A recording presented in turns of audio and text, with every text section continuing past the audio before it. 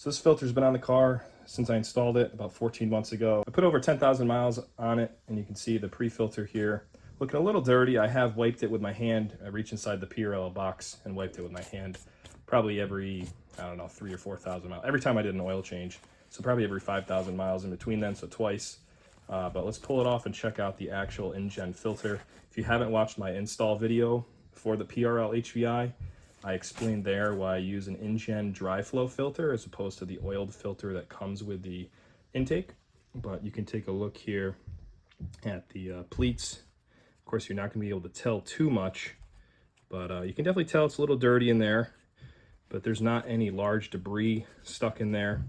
Anything that's a small enough particle size to make it past the pre-filter has hit this filter. So what I'll just do here is blow it out with an air gun from the inside out, see how much flies out of it, and stick it back on the car for another year. One thing to mention too is this was driven through a New York winter, so lots of salt. See all the pleats and the wire mesh around the pleats is there's no rust on any of it, because in my previous video where I installed this, I mentioned that this mesh that holds the pleats in there is stainless and non-magnetic, and the PRL oiled air filter, the mesh that comes with that, is magnetic, so that will probably rust, but this still looks really, really good besides just being a little bit dirty.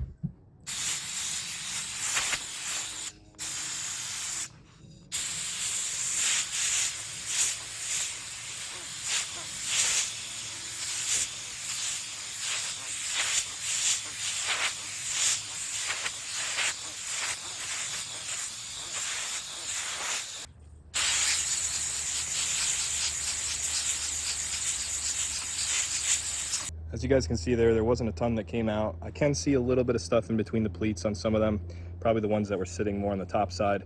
I'd say the majority of it is probably pollen. We get a lot of pollen here in New York in the April and May time frame, so that is just kind of dust in the air that is unavoidable to get in this.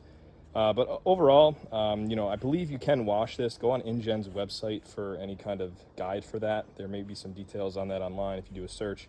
But for the first year, I've only got like, 10,000 miles on this. I'm just gonna blow it out. I'm gonna turn the pressure up a little bit and blow it out some more, throw it back on the car for another year, and revisit this next year to see what I wanna do, if I wanna run water through the inside to flush everything out and let it dry.